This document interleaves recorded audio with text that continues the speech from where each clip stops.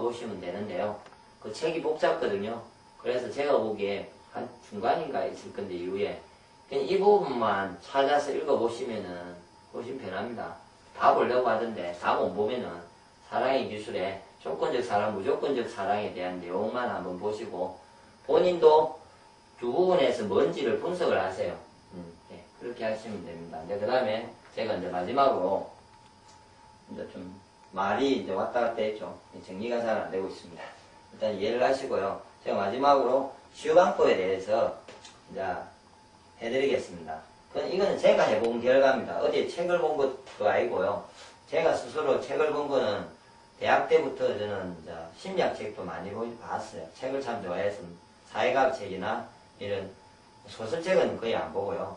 거의 못 보고 보면 지겨워서 못 보는데 이런 논리적인 책이나 이런 인문책이나 사회과학이나 심리학책 이런 거는 한글을 보면은 어떤 것도 하루 이틀 만에 다 읽어낼 정도로 책을 많이 볼 때 처음에는 막 읽었죠. 뭐 프로이드부터 여러 가지 책을 보고 뭐 에릭 프롬 오만 사람들의 책을 다 봤어요. 철학자라는 책을 도서관에 있는 책을 제가 보면서 그런데 그 속에서 보면서 쟤를 분석해서 쟤를 좋아지고 가고 할 때 제가 가장 영향력을 받고 좋아졌던 방법이에요. 제가 그거 어떻게 하면 되냐면요. 아까 제가 어릴 때 성폭에다 여성의 교육에는 체면수를 쓴다 했잖아요.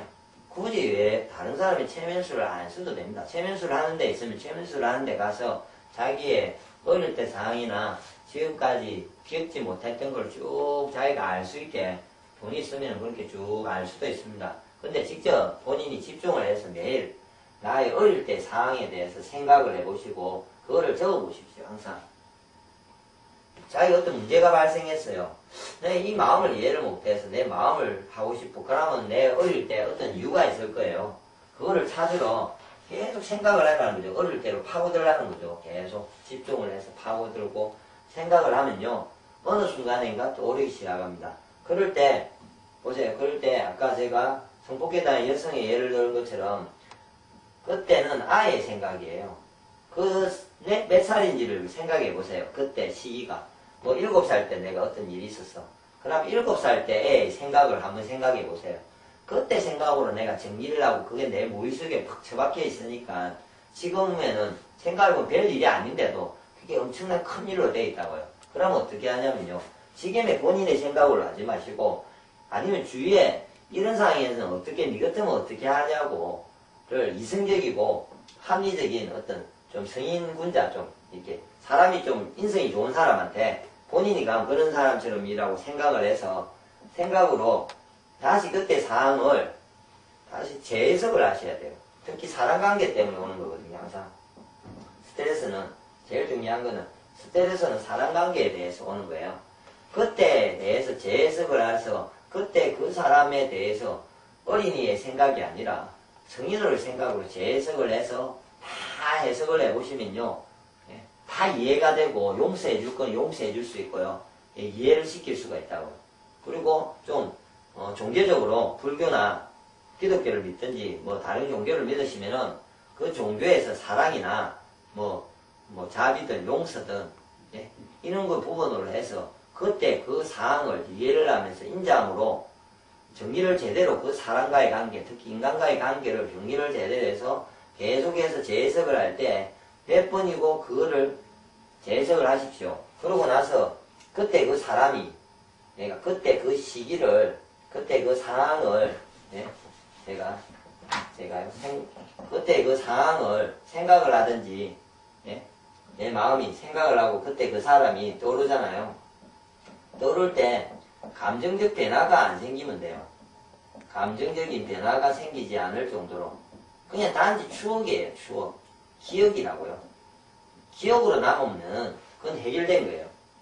그런데 감정이 됐을 때 흥분이 되고 다시 아직도 기분이 나빠지고 눈물이 나고 이러면은 다시 해석을 하세요. 그리고 계속 그 부분을 생각해도 문제가 없게 만드셔야 된다고요. 스스로 노력해서 그 모든 상황에 대해서 한 명 한 명 한 명을요. 그래서 동양에는 명상을 할 때 이런 말을 하죠. 마음을 비우라죠. 이 마음을 왜 비우라겠습니까? 비우라. 뭘 비워야 됩니까? 마음을. 대부분 마음을 비울 때요. 그 지금까지 온 사람에 대한 마음을 비우셔야 돼요. 감정이 나쁜 사람, 감정이 안 좋은 사람을 용서를 하고요. 이해를 하고, 예? 그냥 넘겨야 된다고요. 그게 자기 건강에 좋은 거죠. 근데 보통은 보세요. 예를 들어서 이제 심리학을 이제 지금까지 이야기를 제가 했으니까 제가 생각하는 방법입니다. 저는 뭐 기독교를 믿으니까 일단은 그 부분에 대해서 설명하겠습니다. 혹시 불교적인 부분이 하시는 분은 그쪽에서 하시면 될 겁니다. 원수를 사랑해라는 저는 말을 생각합니다. 그냥. 예? 왜 원수를 나는 사랑할 수 있을까? 근데 원수라는 사람들도요, 예를 들어서 인간성이 더러워요. 인간성이 나빠요. 근데 이 사람은 사회의 피해자예요. 이 사람도 사회적 피해자예요. 자기가. 왜냐? 좋은 집안에 태어나지도 못했고요. 부모로 사랑을 받지 못했던 이유가 자기가 마음을 행성하면 자기가 아니거든요. 지금 자기 마음을 행성한 사회와 그 조건과 부모로부터 자기가 피해를 받아서 그 마음을 행성했잖아요. 그렇게 어렵게 살았고 지금까지도 어렵게 살고 내한테 피해를 줬지만 그 사람은 예? 피해자죠. 그러면은 어떻게 생각하냐면요. 불쌍한 마음이 들어요. 마음이 들면요. 저는 용서가 되더라고요. 그 사람이 인간적으로 참 안 됐다. 예. 그래서 요즘 제가 웬만하면 내를 치도 이렇게 말로 하고 나의 어떤 부분을 돈이나 이런 거 할 때는 제가 받아치잖아요. 돈을 많이 빌려줘서 내가 못 받은 적도 있고요. 뭐 사기를 조금 당한 적도 있고, 맞죠? 욕을 당하고, 누가 인신공격을 하고, 막 이런 방법이 있어요. 지금은 누가 내를 직접 치지 않을 때는, 치면은 제가 안 맞아야 되니까 도망을 가든지, 싸움을 해서 맞으면 안 되잖아요. 그런 경우 아니면 웬만하면 저는 안 마주치는 게 낫다. 인간관계에 대해서는. 그리고 그 사람과 인간관계에서 누군가 적을 만들지 않아야 되겠다. 왜냐면 만들 이유가 없죠. 그 사람은 불쌍한 사람인데. 제가 그 사람을 악물고 가서, 예? 내가 도와주면 도와주지. 도와주지 못할 만큼 내가 그 사람한테 왜 그랬냐고 물어봤자 그 사람이 이해를 못한다고요. 원래 어릴 때 그 상황 때문에 자기는 어쩔 수 없이 그런 마음을 가지게 됐다고. 피해를 보게 된다고요. 그러면 내가 원래 도와주는 마음 그러지 말라고 이런 이야기를 하면서 그 사람이 마음을 바꿔주고 돌려주는 게 나의 일이죠. 주위 사람들의 일이잖아요. 감옥에 넣는 것도 맞는데 감옥에 넣어서 인성교육을 해주는 게 사회 역할이죠 원래. 근데 사회가 그렇게 못하기 때문에 그런 사람들이 계속 재발을 하는 거죠. 그래서 저는 이렇게 생각하면서 원수를 진짜 사랑하는 부분에 대해서 매일 생각을 합니다. 누가 내한테 문제를 일으키면은 항상 이 단어를 떠올리거든요. 그래서 혹시나 지금 보기에 마음의 평온을 얻으시려면 이런 거를 하시고, 그리고 스트레스를 많이 받는 사람을요, 제가 예를 하나 더 들면요, 아까처럼 사람이 쌓입니다. 인간관계가 더러운 사람, 감정적으로 나쁜 사람이, 예, 계속 많이 쌓이는 거예요, 살면서. 무슨 말이냐면요, 예를 들어서 오늘부터, 그럼 짧게 그냥 할게요. 몇 년씩을 안 해도 까먹었다 치고, 한 첫 달, 예, 둘째 달, 지금 셋째 달, 그럼 지금부터 앞을 한번 생각해 보십시오. 내가 지금 첫째 달에 감정적으로 안 좋은 사람이 한 4명씩 이렇게 있어요. 살다 보면 생길 거 아닙니까? 그런데 지금 제가 이 조건인데, 그럼 하나 1월부터 12명이 있다고 예를 들어서 3달 동안에 12명이 있는데 제가 이 사람들로부터 감정을 처리를 해가지고 예를 들어서 이 사람을 생각해도 감정이 변하지 않는 상태, 맞죠? 기분이 나쁘지 않는 상태, 그냥 이 사람 불쌍하다 그냥 이해해주는 상태를 처리를 해내고 내가 지금의 4명이 남은 사람이 있다면 현재 이걸 해결해야 되니까, 맞죠? 또 이렇게 그런 사람이 있고, 그러지 않고 이거에서 계속 12명이 쌓여온 사람이 있어요. 해결을 하지 않고 12명이 쌓여온다면, 그럼 이게 3달이면 괜찮은데 이게 1년, 제가 알기로 10년, 어릴 때부터 치면요 수백 명이 쌓여있는 사람이 있다고요. 자기 머리에, 예? 인간적으로. 그럼 그 사람은 어때요? 스트레스를 엄청 받는 사람이에요. 스트레스는 자연과 함께 있으면 받지 않아요. 제가 알고는 인간과 사람과 얽히면서 받는 게 스트레스예요. 인간하고 사람하고 얽히면서 받는 게 스트레스예요. 지금이라도 촌에 가잖아요. 촌에 가서 농사를 지으면요, 자연과 하면 스트레스를 안 받죠. 무슨 말이냐면은 농사를 짓는데 스트레스를 받을 때는 조금 있죠. 왜냐면 태풍이 확 쳤어요. 그래서 농사일을 다 망쳐서 하우스가 날라가고 난리가 났어요. 근데 그거는 잠시 자기가 짜증나요. 미쳐요. 그러지만 자연인데 어째요? 불가항력적이라서 그냥 이해를 해요. 자, 다시 농사를 짓잖아요. 맞죠? 근데 이놈이 사람은 안 그렇잖아요.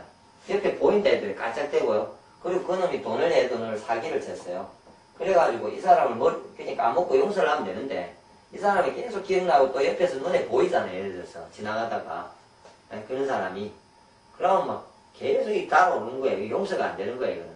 자연과 다르잖아요. 그 사람이 해줄 수 있을 것 같고 기대를 하는 거예요. 그러니까 제가 보기에 자연처럼 그냥 그렇다고 그냥 포기를 해버리든지 그러니까 아까 불쌍하게 생각하든지 혹시나 그런 사람이 옆을 이렇게 하고 지나가다가도 그냥 가볍게 인사를 하고 지나가면서 내 감정이 안 변하게 저 사람은 그냥 원래 성격이 저러니까 조심해야 되겠다. 다음에 네? 맞죠?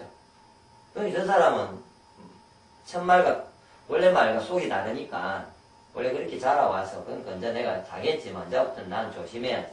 아니면 주위에 누가 안 당하도록 내가 또 말 좀 그런 일이 생길 때 내가 좀 해줘야 되겠다. 그 정도에서 끄다는데 그 사람을 보고 지나갔는데 속에서 저 인간 하면서 이렇게 감정이 확 끌어오르잖아요.